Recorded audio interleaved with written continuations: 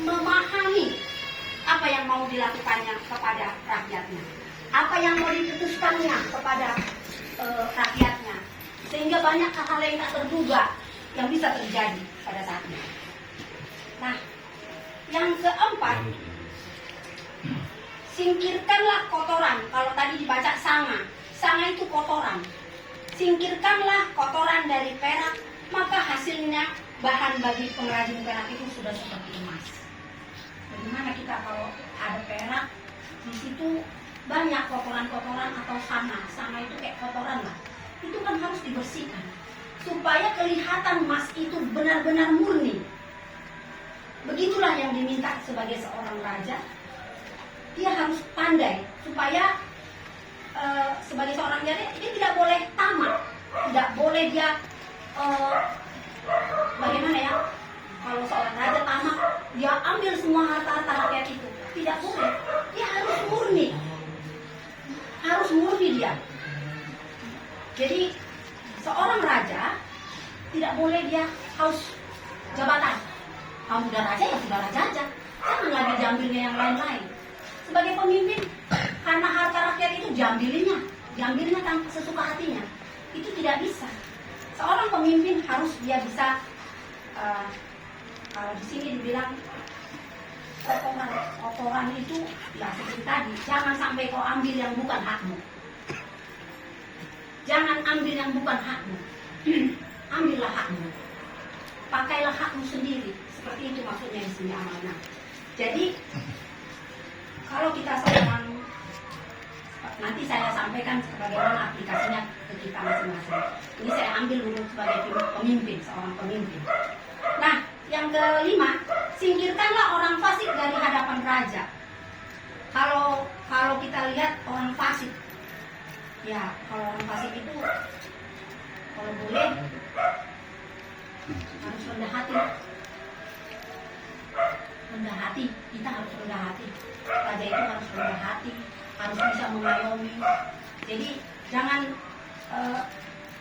masuk orang-orang yang maunya dia adil, tapi dia sendiri tidak bisa buat adil.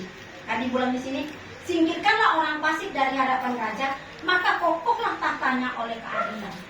Nah, banyak orang-orang yang seperti ini, yang mungkin ya kita sendiri pun kadang-kadang maunya berbuat yang tidak baik kan.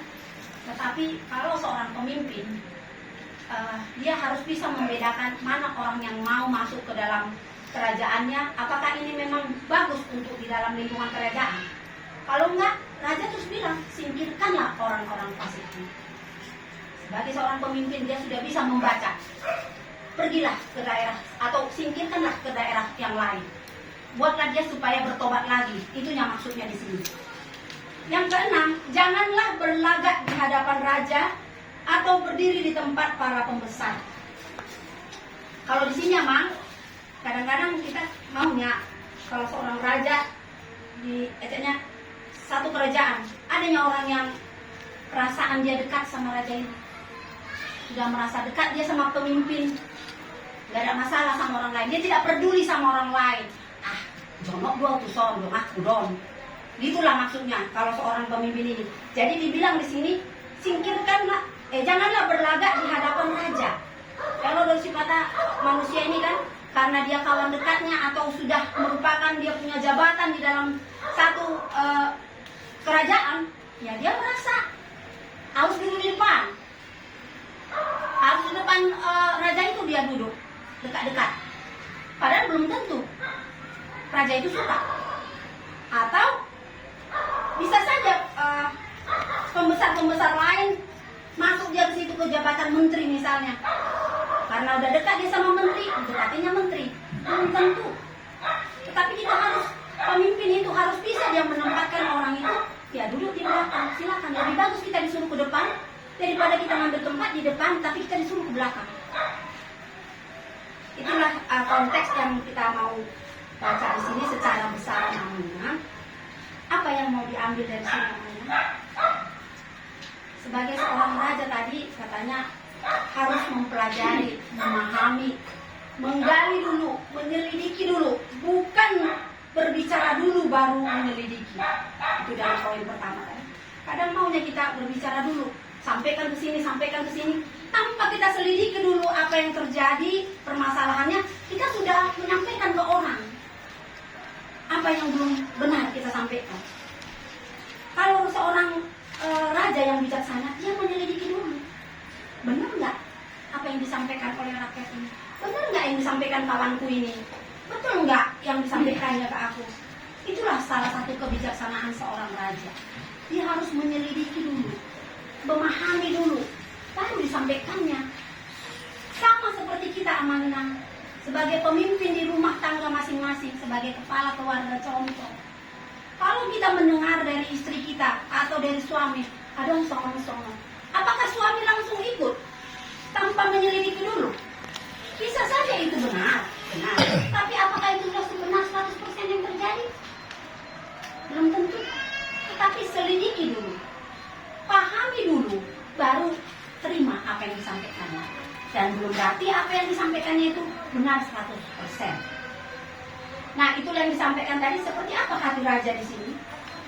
Seperti tingginya langit dan dalamnya laut. Kita harus bisa memahaminya. Memahami dulu, harus mempelajari dulu, karena raja itu tidak terduga. Terus dibilang tadi di sini, singkirkanlah kotoran dari perak. Perak itu kan bagus kalau tidak ada kebencian, tidak ada kejahatan, murni perak itu. Kayak mana lah kalau emas murni, dia tidak ada cacat. Begitulah yang diinginkan di kita, bahwa lepaskan semua di dalam hati kita ini rasa-rasa kebencian, kejahatan. Kalau kita memang mau jadi seorang pemimpin, ini yang diminta di kita.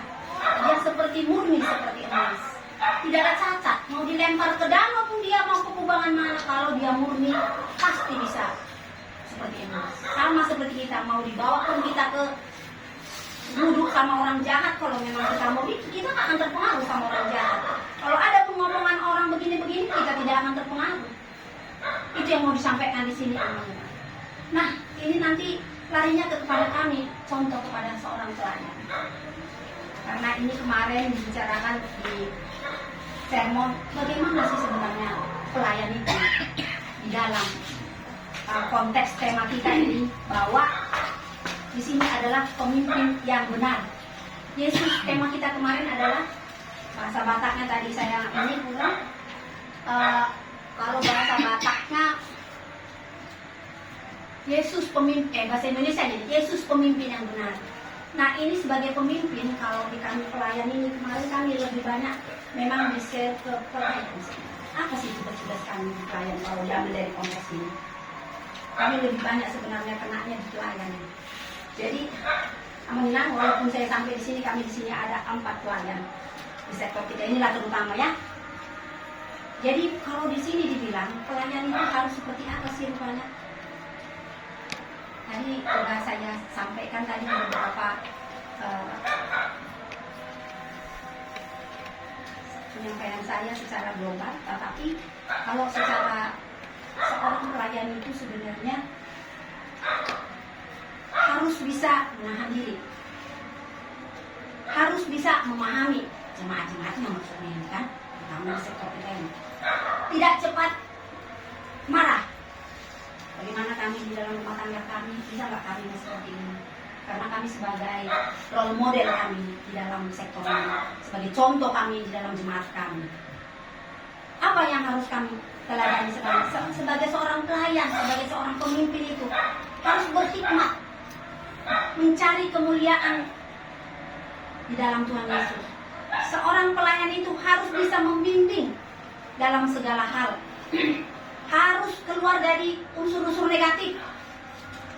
Seorang pemimpin itu harus bisa menjadikan dirinya dekat kepada Tuhan Yesus Kristus. Dan seorang pelayan itu harus bisa rendah hati. Itulah secara besarannya kemarin apa sih fungsi pelayan yang harus kami bisa contoh dari sebagai Yesus sebagai pemimpin.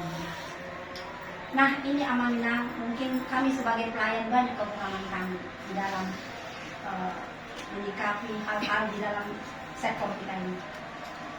Ya, kami juga berharap masukan dari Amanginang, kalaupun ada kekurangan kami, jangan dibicarakan di luar, bicarakan kami di dalam sektor kita ini.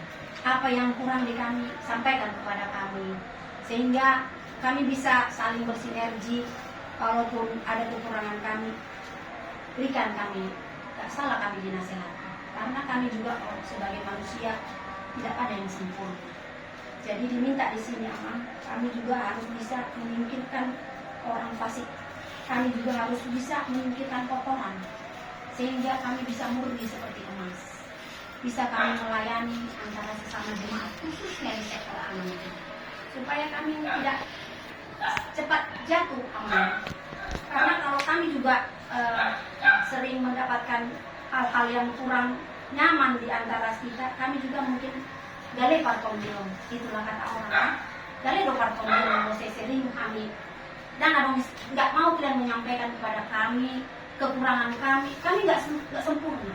Kalaupun kurang, sampaikan orang Amanginang sama kami, supaya kami bisa lebih baik lagi menjadi pelayan. Karena tuntutan di sini pelayan ini ngeri Amanginang.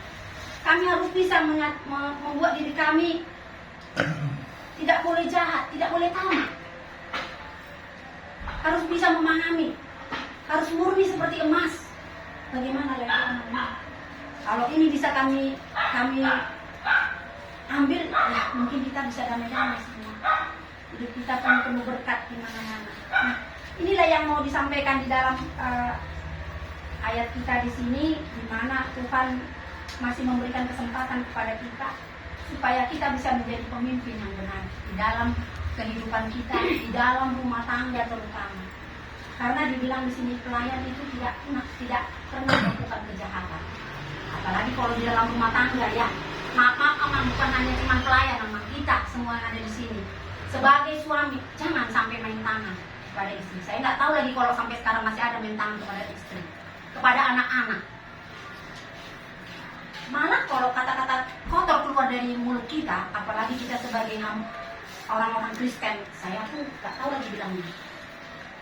Kalau masih ada seperti itu di lingkungan kita ini terutama, aku minta maaf lah kalau memang masih ada ini, tolonglah untuk kedepannya.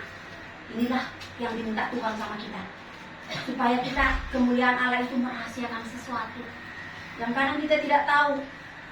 Umur kita ini nggak tahu kita kapan ini selesai, karena Tuhan yang punya rahasia. Kita tidak tahu seberapa panjang umur kita ini dikasih Tuhan untuk kita bisa lagi di dunia ini bernafas. Itu yang diminta di sini, dan harus kita bisa menyelidiki hati kita. Bisakah kita seperti yang diminta Tuhan Yesus ini sebagai pemimpin yang benar di daerah, di lingkungan sektor kita aja, di sektor kita ini aja dulu. Tidak usah kita jauh-jauh keluar. Bisakah kita menjadi pemimpin yang benar di rumah tangga kita? Tetapi mau diinang mau janda. Kamu do jadi pemimpin yang benar di rumah tangga. Bisakah untuk memimpin sebagai orang tua kepada anak-anak, kepada Hera, kepada menantu, pemain, pada cucu? Ini yang diminta dari kita Amanginang. Harus bisa kita keluar, harus bisa kita singkirkan kotoran, sakit hati, kebencian, kejahatan dari diri kita, supaya kita bisa menjadi murni seperti emas. Itu yang kita harus keluarkan, sehingga kita di dalam sektor ini pun saling enaklah kita di sini Amanginang. Kalau notik dong kita, kalau mau otik pe mau sada doro harta, pasti kita bisa kemana-mana, memampukan diri kita kemana-mana. Tetapi kalau sudah kita buat diri kita tidak bisa berkomunikasi, kita jauh seperti yang diharapkan oleh Tuhan, kita tetap masih menginginkan diri kita ada kefasikan di dalam diri kita ini, tidak mau menerima nasihat, tidak mau menjadi pemimpin yang bijak dan rendah hati. Dibilang pelayan itu harus rendah hati dan hati-hati. Itu yang dibilang. Pelayan itu harus rendah hati dan hati-hati. Inilah Amanginang yang bisa saya sampaikan. Walaupun ini bisa membuka hati kita, walaupun singkat, yang saya sampaikan ini bisa menjadikan kita menjadi pemimpin yang benar, walaupun tidak sesempurna yang diharapkan Tuhan Yesus. Dan Yesuslah yang membantu kita. Amin.